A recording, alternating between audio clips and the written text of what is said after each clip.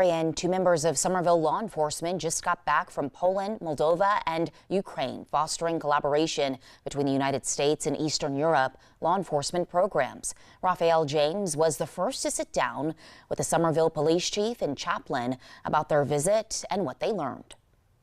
There are much larger police organizations in the United States. How do the two of you feel being asked to represent the United States, South Carolina, and Summerville overseas on that level? Very humbled. I'm acutely aware of being a small fish in the big sea.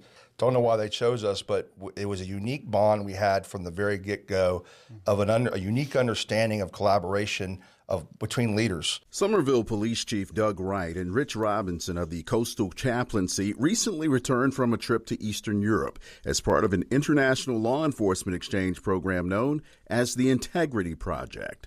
One of its core aims is to advance police wellness across the globe.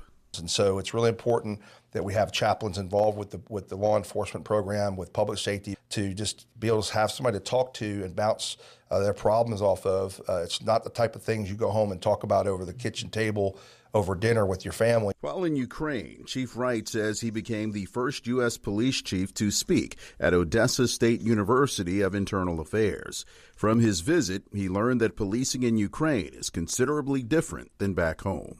They're at war right now. And so it is very unique because their police officers are having to go serve, male and female, 6-month stints on the front lines.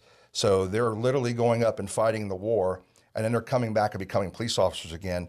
How do you balance that as a police officer? You're dealing with domestic disputes and dealing with hardships of other people, trying to help solve their problems. And here you are having to deal with seeing atrocities of war.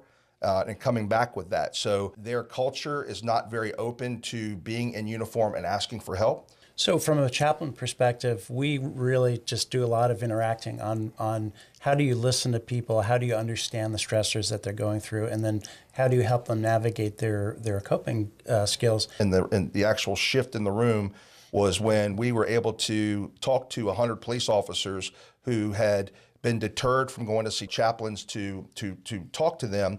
And we've got a situation report back the next day that officers had lined up after we left the meeting and were there into the night, and they had set up consultations into the future, and that one of the top leaders that was in the room, that was more somebody who was not so much for the program, himself went to the chaplain. But knowing that we left there making that kind of difference was profound. Chief Wright says he presented the Ukrainian chief a United States flag that had been flown over the U.S. Capitol Rotunda, a gesture that was well received by his European counterpart, who told him the U.S. flag is the symbol of all hope and what is good in the world. From the control room, Raphael James, Live 5 News.